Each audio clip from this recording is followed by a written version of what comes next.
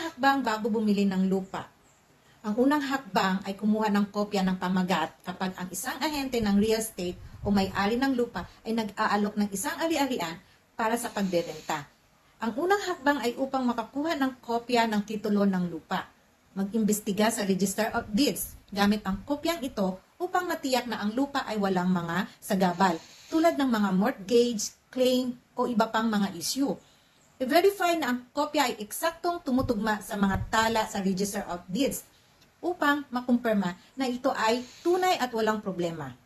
Ang pangalawang hakbang, magsagawa ng relocation survey. Kumuha ng geodetic engineer upang magsagawa ng relocation survey ng mga hangganan ng lupa.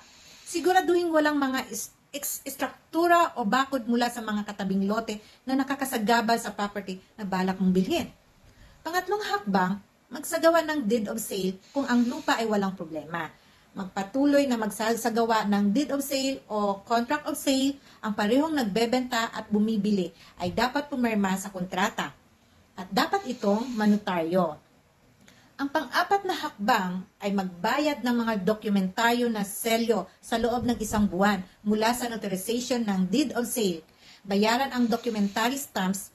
Ito ay isang mahalagang pagbabayad na dapat gawin kaagad upang maiwasan ang mga komplikasyon.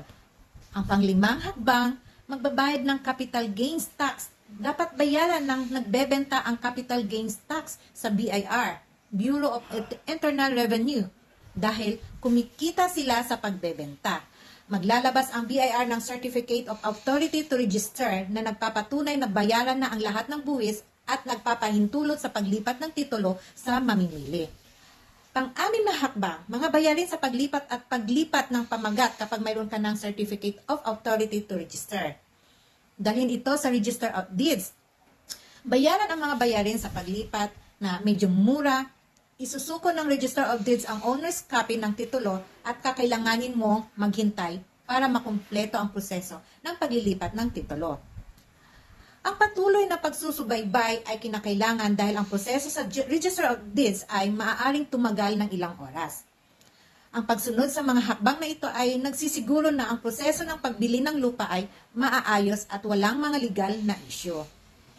Ito ang mga dapat na hakbang na iyong